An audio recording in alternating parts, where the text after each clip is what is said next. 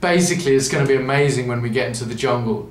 We're going to fit right in, we'll be with the indigenous people, we'll be asking them the central question: how can we, this humanity that's living on the planet now, reconnect with the nature, reconnect with the life force that's all around us instead of in these little boxes and these smoke-filled cities? No, we want to get right to the heart of the matter. What can we do to reconnect right now?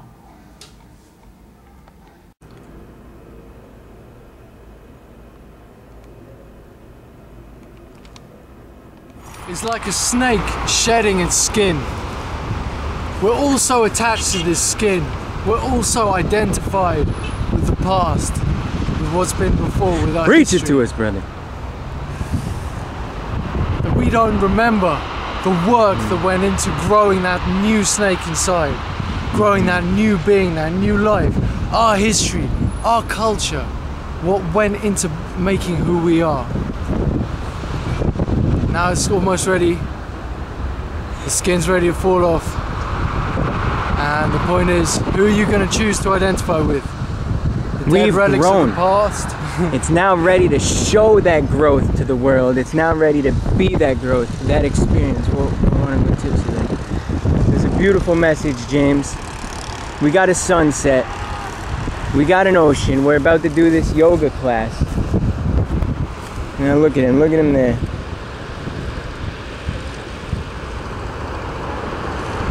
See the islands out over here.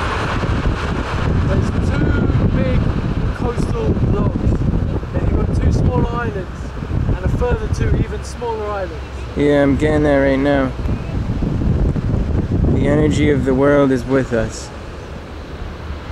And last Peace week be we put with our you. energy out into that bigger world, having been trapped in the city for a week, trying to get hold of a package. 1 week in the city and I'm going crazy. I need some nature. Mother save me. Mother save me. Yeah, really it's like that. Really it's like that. It's intense. We've just been really in contact. I gotta say, when you really open your heart up, you realize how actually wrong it is to take yourself so far away from the mother, so far away from the earth. Yeah, into artificiality. Just to be able to see the ocean and see the massive nature that I've been missing in this concrete jungle is so refreshing. The sea air is just a extra positive. I agree with you. It's the nature. You gotta ask yourself, what moment is worth living for? I mean, we could have a life of 90 years, but not have a single moment of pure joyful energy, of our own original fountain of joy that exists within us. And all we have to do is reconnect with the nature, with our true eternal self, not be connected to this. And it's really like that. Energy.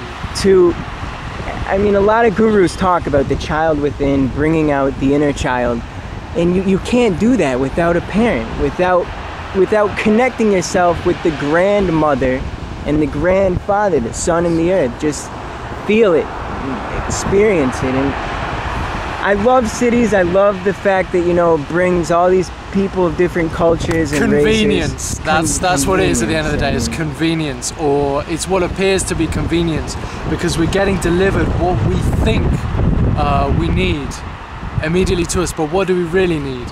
What are we actually crying out for?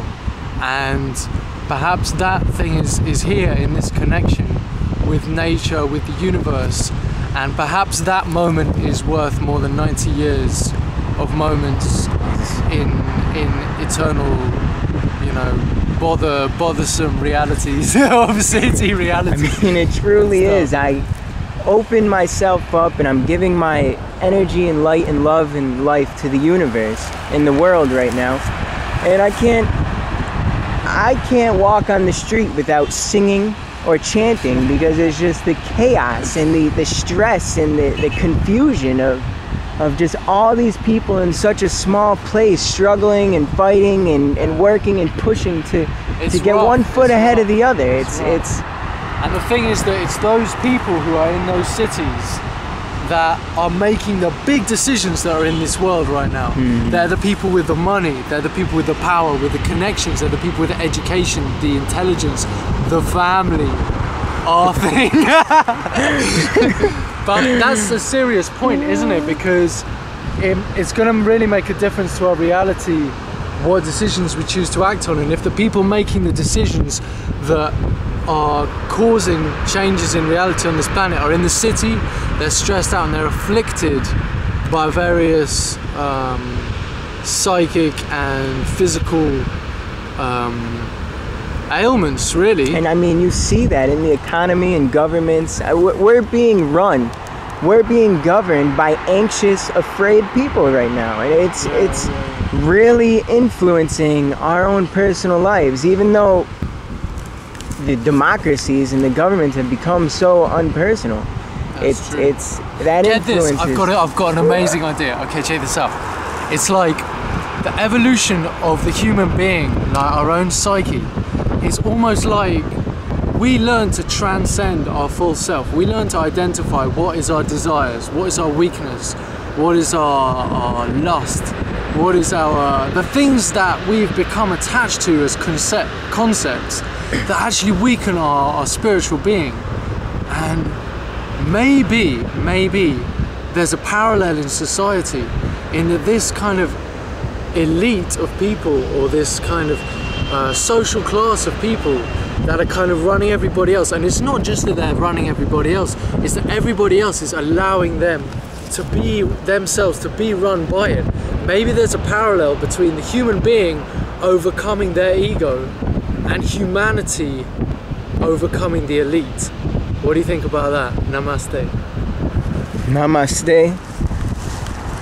La luz asoma.